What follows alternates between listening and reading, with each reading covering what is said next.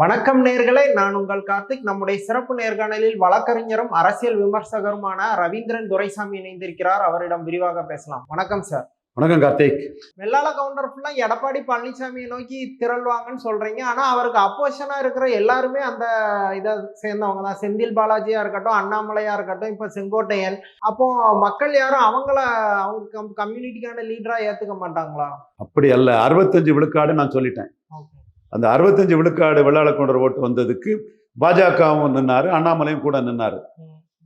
மற்ற ஜாதிகள் மத்தியில ஒரு புறக்கணிப்பு இருந்தது நம்ம பார்த்தோம்.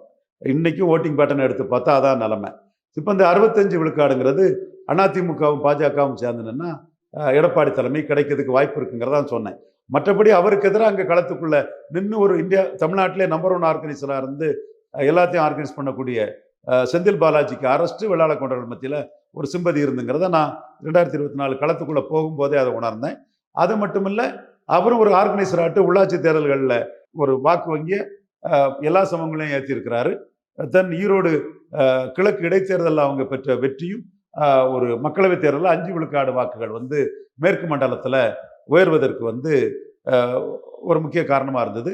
ஸ்டாலினும் செந்தில் பாலாஜி, முத்துசாமி, வெள்ளக்கோயில் சுவாமிநாதன், ஒட்டச்சத்திரம் சக்கரபாணி, அவரே அதை மண்டல இது போட்டிருக்காரு. இதில் ஒரு சிலர் எடப்பாடி கிட்ட உள்கையா கூட நல்ல கான்டாக்டில் இருக்காங்க தகவல் கூட எனக்கு வருது. நான் தெரியாமல் யாரையும் நான் சொல்ல விரும்பல. பட் செந்தில் பாலாஜி அதிமுக இருந்ததுனால எடப்பாடி இவரை கடுமையாக திட்டின மாதிரி அவரும் இவரை வீழ்த்தினுங்கிறதுல அவரும் உறுதியாக இருக்கிறாங்கிற தகவல்களும் வருது. ஸோ இங்கே கொங்கு மண்டல அரசியலுங்கிறது கொங்கு வேளாளர்களை வச்சு தான் அந்த அரசியல் நடக்குது. அதை நான் மறுக்க வரல. இப்போ விஜய் கட்சியிலையும் செங்கோட்டையன் தான் பெருசாக இருக்கிறாரு. அருள்ராஜா அந்த ஐஆர்எஸ் அவரும் கொங்கு வேளாளர் தான் சொல்கிறாங்க. விஜயலட்சுமி அந்த அம்மையாரும் கொங்கு வேளாளர் தான் சொல்கிறாங்க. இந்த மேரை பற்றி எனக்கு தெரியல, சொல்கிறாங்க கருத்து.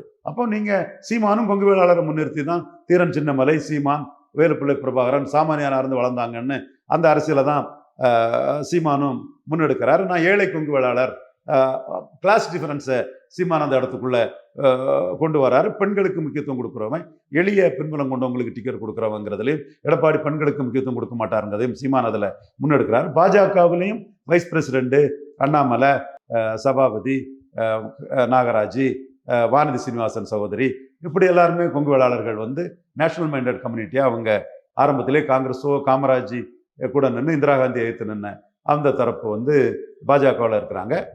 இது இவங்க ஜோதிமணி போன்றவங்களும் காங்கிரஸுக்குள்ள ஒரு மாநில தலைவராட்டு பேச்சு அடிபடக்கூடிய அளவுக்கு அவங்க இருக்காங்கன்னா, ஓபிசி இதில் காங்கிரஸில் இருந்த நாட்ராயன் போன்ற பலர், கார்வேந்தன், இவங்களும் இருக்காங்கன்னா அந்த பகுதி அரசியலுங்கிறது வேற எந்த பகுதியிலே ஒரு ஜாதியோட முன்னிலைப்படுத்தி பண்ணுறவங்க விட முழுக்க கொங்கு வேளாளரை முன்னிறுத்தி பண்ணக்கூடிய ஒரு தன்மைக்குள்ள அந்த அரசியல் உருவாயிடுச்சு.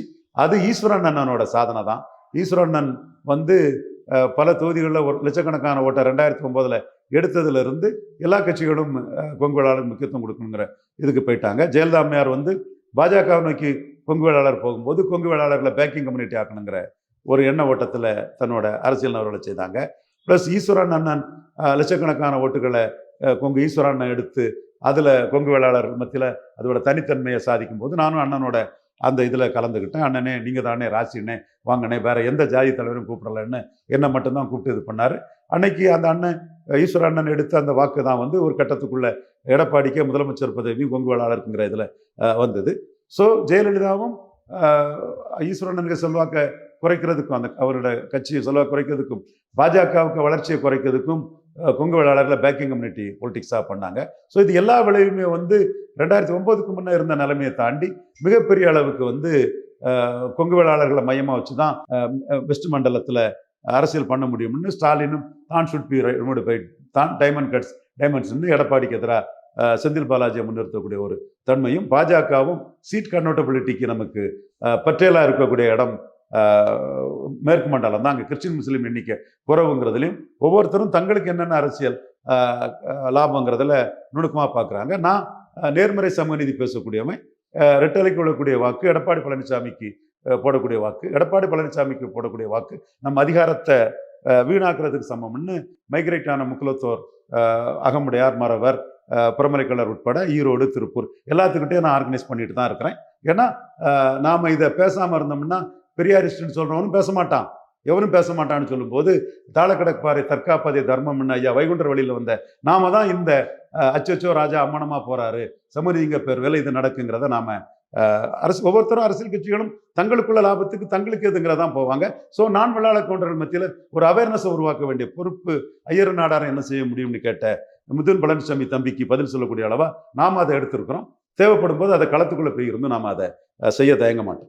டிடிவி தினகரன் வந்து கூட்டணி பத்தி கேட்கும்போது டிசம்பர் ஜனவரியில கூட்டணி உறுதி பண்ணிடுவேன் அப்படின்னாரு. அது போக செங்கோட்டையனுக்கு டிஃபெண்ட் பண்ணி பேசினார். நீங்க 18 எம்எல்ஏவை சஸ்பெண்ட் பண்ணும்போது யார்கிட்ட கேட்டீங்க அப்படிங்கிற மாதிரிலாம் பேசியிருந்தாரு. அவரோட ரோல் இந்த விஷயத்துல என்ன மாதிரி இருக்கும்? ஃபியூச்சர்ல அவர் என்ன மாதிரி ஒர்க் பண்ணுவாரு? அவரு விஜய் ஒரு ஆப்ஷனா எடுக்கிறாரு, டிஎம்கே பிரியாரிட்டியா வைக்கிறாரு. டிஎம்கேக்கும் அவர் ரொம்ப முக்கியமானது தான். இப்போ காஸ்ட் கன்சால்டேஷன் ஆகிட்டு இருக்கும்போது அவரும் ஒரு பொலிட்டிக்கலி வைப்ரண்ட் கம்யூனிட்டி சேர்ந்தவர். Is above caste. அவர் பழகின விதத்தில் தஞ்சாவூர் இதில் அதான் அவர் சொல்கிறாரு. அது தினகரனை பொறுத்தவரை அப்படி தான் இருக்குது. பட் காஸ்ட்டுங்கிறத தவிர்க்க முடியாதுங்கிற சொல்ல வரும்போது அவருக்கு கிடைச்ச வாக்கில் பெரும்பகுதி முக்குலத்தோர் பெல்ட்டுக்குள்ளே கிடைச்ச ஒரு வாக்கு தான். அவரும் தேனிக்குள்ளே நின்று பூத் வைஸ் பார்த்தாலும் முக்குலத்தோர் வாக்கில் தான் அவருக்கு பெரிய அளவில் கிடச்சிருக்குன்னு சொல்லும்போது திராவிட முன்னேற்ற கழகத்துக்கு அவர் ஒரு முக்கியமான ஒரு கூட்டாளியாக தான் இருக்கிறாரு. 2021 சென்ட்ரிக்காக பார்க்கும்போதே இவர் ஓட்டு அதிமுகலேருந்து பிரிஞ்சு வந்த ஓட்டு அது ஜாதிய ரீதியாக எடப்பாடி, சசிகலா, தினகரன், ஓபிஎஸ் இவங்களை அரசியல் ரீதியாக வீழ்த்தினது ப்ளஸ் 10.5 இதில் எதிரான தன்மையில் இருக்கும்போது அவருக்கு அரசியல் ரீதியாக திமுக ஆப்ஷனும் இருக்குது, விஜய் ஆப்ஷனும் இருக்குது. அதில் திமுக ஆப்ஷனை ப்ரியாரிட்டியாக வைப்பார். திமுக அதை ஒரு சரியாக பயன்படுத்திக்குவாங்கன்னு தான் கருதுறேன். ஏன்னா மேற்கு மண்டலத்தில் இப்படி ஒரு காஸ்ட் போலரைசேஷன் கன்சால்டேஷன் நடக்கும்போது எடப்பாடி தான் அவங்களுக்கு நேரடி எதிரியான இருக்கும்போது அவருக்கு எதிரான ஒரு சமூகத்தை சேர்ந்த அதுவும் பொலிட்டிக்கலி வைப்ரண்ட் கம்யூனிட்டியாட்டு எல்லா மற்ற சமூகங்களையும் அரவணைச்சு தங்களுடைய கருத்தியலுக்கு தக்கன அதை திருப்பக்கூடிய கெப்பாசிட்டி உள்ள ஒரு சமூகத்தை சேர்ந்த டிடிவிக்கு திமுக முக்கியத்துவம் கொடுக்கணும் தான் நான் கருதுறேன். ஓகே, அப்போ ஓபிஎஸ் அவர் என்ன பண்ணுவார்? 15ஆம் தேதி வரை எடப்பாடிக்கு டைம் கொடுத்துருக்காரு. அதில் எதுவும் மாற்றங்கள் இருக்குமா? ஒரு மாற்றம் வராது. எடப்பாடி சசிகலா அம்மையார் வெளியே வரும்போது அதற்கு முன்ன பாமகவையும் வன்னியர்களையும் ஏற்றுக்கொள்ள முடியாதவர் சசிகலா அம்மையார் வெளியே வந்ததும் சசிகலா அம்மையோட காம்ப்ரமைஸ் பண்ணால் முதலுக்கே மோசமாயிரும், அது அவங்கள்ட்ட பிடிச்சதை மீண்டும் அவங்கள்ட்டே கொடுத்துட்டு போக வேண்டிய ஒரு சூழ்நிலை வந்துடும்னு ரொம்ப கிளவராக புத்திசாலியாக அன்னைக்கு சொன்னது தாங்க இன்னைக்கு நான் சொல்கிறேன். நம்ம அதில் எனக்கு மாற்றம் இல்லை. அன்னைக்கு அவருக்கு ஆதரவு சசிகலாவுக்கு எதிராக அவருக்கு ஆதரவாக என் குரல் ஒலிச்சிருக்கோம். இன்னைக்கு அவர் புல் டவுன் பண்ணதுக்கு நான் என் கருத்தை சொல்லலாம். ஆனால் சொன்ன கருத்து உண்மையாட்டும் நேர்மையாட்டும் இருக்கும். அந்த அடிப்படையில் டக்குன்னு 10.5 கொடுத்து சசிகலா அம்மையார் உள்ள வராமல் அவர் எடப்பாடியில் ஜெயிக்கிறதுக்காக புரோவன்னியர் பண்ணி 8000 ஓட்டு 2019 கீழே இருந்த இடத்துல 93,000 ஓட்டு அதிகம் பெற்று எடப்பாடியில் வெற்றி பெற்றார். ஸோ அவர் வன்னியர் வெள்ளாள கவுண்டர் கட்சியாட்டு நின்று நாம் தாக்கு பிடிச்சா போதும், அதில் உள்ள யாரையாவது உள்ள வந்தால் மீண்டும் தோல்வி அடைஞ்சா நம்மளை தூக்கி போட்டுட்டு அவங்க உட்கார்ந்துருவாங்கங்கிறதுல அந்த இடத்துல ரொம்ப தெளிவாக இருக்கிறாரு. யாரையும் அவர் ஏற்றுக்க மாட்டார். நான் தொடர்ந்து சொல்லிட்டு இருக்கிறேன், இப்பவும் நான் தெளிவாக சொல்கிறேன், யாரையும் ஏற்றுக்க மாட்டார். ஓபிஎஸ் மீண்டும் அந்த வழக்கு சாகாத வரையில், அது பெரிய உயிர் உள்ள வழக்காக நான் நினைக்கல என்றாலும் அந்த வழக்கு ஆடக்கூடியவர் அது சாக விரும்ப மாட்டார். அந்த பொதுச் செயலாளர் தேர்வு செல்லாதுங்கிற வழக்குக்கு உயிர் உள்ளக்கூடிய அளவில் ஏதாவது ஒரு ஆல்டர்னேட்டிவ் அரேஞ்ச்மெண்ட் பண்ணுவார். ஒரு அமைப்பு மாதிரி பண்ணி ஒரு யூனிஃபார்ம் சிம்பல் ஏதாவது கோர்ட்டில் போட்டு இந்த வழக்கு எங்களுக்கு முடிவாக யார் கூட அப்போ போய் ஜாயின் பண்ண வாய்ப்பு இருக்கு? பிஜேபி டோர் க்ளோஸ் ஆயிடுச்சு, டிஎம்கே கூட போவாரா இல்லை டிவிகே கூட அவரும் போக வாய்ப்பு இருக்கா? பிஜேபி ஆப்ஷன் அவருக்கு இருக்குது, அது எடப்பாடி மூலமாக அது நடக்காது. டிவிகே ஆப்ஷனும் அவருக்கு இருக்குது. அதை விட ஸ்டாலின் ஆப்ஷன் அவருக்கு மிகவும் பலனுள்ள ஆப்ஷனாக இருக்கும். சி சுப்பிரமணியம், இவர் அன்பழகன், இந்த மாதிரி ஒரு கெப்பாசிட்டி, ஒரு அவை முன்னவராக ஃப்ளோர் லீடராக கெப்பாசிட்டி உள்ளவர். ஸோ அந்த கெப்பாசிட்டி உள்ள ஒருத்தர் ஸ்டாலினுக்கு தேவைப்படுறாரு. அவருடைய கடந்த கால அரசியலை சார்ந்து நின்று பழக்கப்பட்டவர், யாருக்கும் எதிராட்டு ஒரு மூவ் பண்ணி அவங்களுக்கு எதிராக சதி பண்ண மாட்டார். ஸோ இந்த தன்மைகள் இவருக்கு குணாதிசயங்கள். ஜெயலலிதாவாலே பரதணி பாராட்டப்பட்டவர், முக்குலத்தோர் சமுதாயத்தில் ஒரு சாஃப்டான லீடராட்டு பிற சமூகங்களும் ஏற்றுக்கொள்ளக்கூடிய, அதாவது அபிமானம் ஏற்றுக்கொண்டானா எங்கே ஓட்டுருக்குன்னு கேட்பீங்க, ஓட்டுனால காட்ட முடியல. பட் அவருக்கு ஒரு அபிமானம் இருந்தது. அவர் அன்னைக்கு சிஎம்ஆர் ரிசைன் பண்ணாமல் இருந்தான்னா பெருந்தலைவர் ஐயா காமராஜ் மாதிரி ஒரு தலைவராக வந்திருப்பாருன்னு அன்னைக்கே நான் ஓபிஎஸ் பற்றி நான் சொல்லியிருக்கேன். இன்றைக்கி நான் பார்க்கலாம். அப்கோர்ஸ் சசிகலா தரப்பை வீழ்த்தணுங்கிற என்னோட நோக்கமும் அதுக்குள்ளே இருந்தனாலும் கூட நான் சொன்னது அது உண்மைதான். அத்தகைய இமேஜ் உள்ளவருங்கும் போது ஸ்டாலினுக்கு ஒரு வகையில் இன்னைக்கு செங்கோட்டையனை இழந்த சூழ்நிலையில் டிடிவியையும் ஓபிஎஸ்ஸையும் இழந்துடக்கூடாதுன்னு திமுக கருதுவாங்க. அதில் திமுக ஒரு ப்ரியாரிட்டி ஆப்ஷன் ஆட்டு ஓபிஎஸ்க்கு இருக்கிறதா தான் நான் பார்க்குறேன். செங்கோட்டையன் அதிமுக விட்டு தவேகாக்கு போனதை பாஜக எப்படி பாக்குது? பின்னடைவா பாக்குறாங்களா, இல்ல அவங்க எடப்பாடிக்கு என்ன மாதிரி இன்சிஸ்ட் பண்றாங்க எடப்பாடியா? அவங்க இன்சிஸ்ட் பண்ணி செயல்படுறதில்ல. எடப்பாடி தனி கட்சி, அவங்க தனி கட்சி. ஓகே. எடப்பாடியை நம்பி எம்எல்ஏ ஆகணும்னு பாஜகவில் நிறைய பேர் வந்து எடப்பாடி வாழ்கன்னு கோசம்பாடு லெவலில் இருக்கிறாரு. மோடி 29 எடப்பாடி கிட்ட ஏமாந்துடக்கூடாதுன்னு ஆர்டி டீம் நாங்களும் மோடிக்கு விசுவாசிகளாட்டு. ஐபிக்கு எங்களுக்கு தெரியும், அமித்ஷாவுக்கு தெரியும், ஹோம் மினிஸ்டருக்கு தெரியும், மோடிக்கு தெரியும், நட்டாவுக்கு தெரியும், சந்தோஷுக்கு தெரியும், குறிப்பாக மோடிக்கு தெரியும். மோடிக்கு ரொம்ப நல்லாவே எங்களை தெரியும். அதே மாதிரி இன்னைக்கு அண்ணாமலையும் அப்படி தான் இருக்கிறாரு. அண்ணாமலைக்கு நீங்கள் அந்த முக்கியத்துவத்தை கொடுத்து நம்ம அரசியல் பண்ணாதான் எடப்பாடி கிட்ட ஏமாறாம இருக்க முடியும். நாம கருத்தை மோடிக்கிட்ட நாம தொடர்ந்து முன்வைக்கிறோம். அந்த வகையில் 18 விழுக்காடு என்டிஏ ஓட்டுக்கு ஒரு ஹீரோவா நிற்கக்கூடிய அண்ணாமலை. நாம வந்து பிரசிடெண்டாக தான் பார்த்துருப்போம் பாஜகவில். Annamalai is a hero. இன்னைக்கு விஷ்ணு பிரசாத் போன்ற மதுரை நண்பர்கள் உட்பட பலருக்கும் வந்து இன்னைக்கு கேட்காமலே பதவியை பாஜகவில் போட்டு கொடுக்குறாங்கன்னா அண்ணாமலையை தவிர்த்துக்கிட்டு அரசியல் பண்ண முடியாது, மோடி அதில் தெளிவாக இருக்கிறாருங்கிற எண்ண ஓட்டத்தை அவங்க புரிஞ்சுக்கிட்டாங்க. மற்ற பிஜேபி தலைவர்கள் வந்து எடப்பாடியை முன்னிறுத்தி தான் நாம எம்எல்ஏ ஆக முடியும்னு சொல்லும்போது அவங்க எடப்பாடிக்கு ஆதரவான குரல்ல தான் ஒழிப்பாங்க. திட்டலனாலும் கூட எடப்பாடிக்கு ஆதரவான கருத்துக்களை தான் சொல்லுவாங்க. அண்ணாமலை மட்டும்தான் சீட் ஷேரிங்ல 2 ரெட்டலைக்கு ஒரு தாமரை பெற்று. அண்ணாமலை இன்னும் அவங்க கட்சியில ஆட் ஒன் அவுட்டா தான் இருக்காரா? நேத்து கும்பகோணத்துல நடந்த நிர்வாகிகள் கூட்டத்தை அவர் புறக்கணிச்சிட்டாரு, மிஸ் ஆயிடுச்சு அப்படிங்கிற மாதிரி சொன்னா கூட வராதது ஒரு விமர்சனம் ஆயிருக்கு. என்ன மாதிரி பாக்க? 10ஓட 11 அத்தோட நீ ஒண்ணுமல்ல அண்ணாமலை. அண்ணாமலை தனித்தன்மையை கொண்ட தலைவர். அண்ணாமலை 11.4 விழுக்காடு வாக்குகளை தமிழக பாஜகவுக்கு மோடி பிரதமர்னு எடுத்து வச்ச தலைவர். ஸோ ஜெயலலிதா மறைந்த பிறகு தமிழக மண்ணில் பாஜக பண்ண ஒரே சாதனை அண்ணாமலை எடுத்த 11.4 விழுக்காடு வாக்குகள் தான்.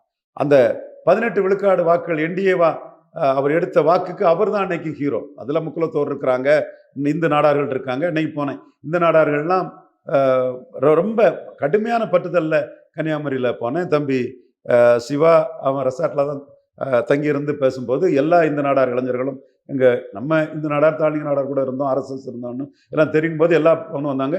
எல்லாரும் அப்படி ஜாதி கடந்து அண்ணாமலையை தங்களுக்கு லீடர்னு தான் பேசுகிறான். அந்த அளவுக்கு இருக்கிறான்.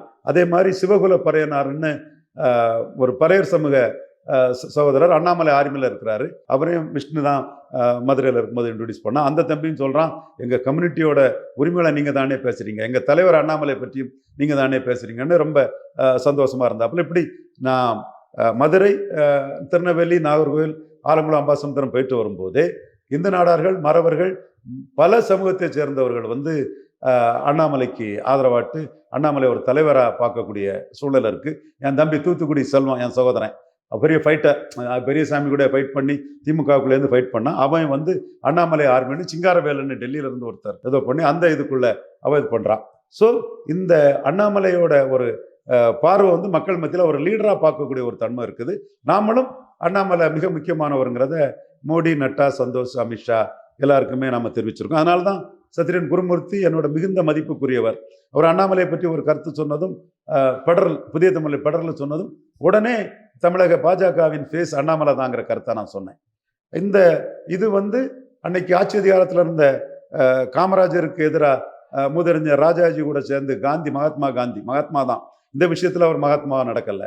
செயல்படும் போது சேலத்தில் ராஜாஜிக்கு எதிராக அரசியல் பண்ணிக்கிட்டு இருந்த வரதராஜ் நாயுடு காந்தி கிட்ட சொல்லி, காமராஜ் தாங்க எங்கள் காங்கிரஸ், நீங்கள் என்னங்க அரசியல் பேசுறீங்கன்னு சொல்லும்போது உண்மையை புரிஞ்ச காந்தி வந்து காமராஜ் தாங்க பெரிய ஆர்கனைசர், அவர் விஷயத்தில் நான் தலையிட மாட்டேன்னு சொல்லி மன்னிப்புன்னு சொல்ல முடியாது மகாத்மா கிட்ட வருத்தம் தெரிவித்த ஒரு சூழ்நிலையும், ராஜாஜி கூட ஒரு போட்டியாளராக இருந்த சேல வரதராஜ் நாயுடு காமராஜுக்கு மெரிட்ட சொல்லி தலைமைக்கு சொன்ன மாதிரி இன்னைக்கு அண்ணாமலைக்கு மெரிட்ட சசிகலா விஷயத்தில் நடராஜனை நாம் அலோவ் பண்ணோம்னா இந்திய அளவில் நமக்கு எதிராக பொலிட்டிக்ஸ் பண்ணுவாங்க. இப்போ நம்ம 240 கூட நிற்க முடியாது.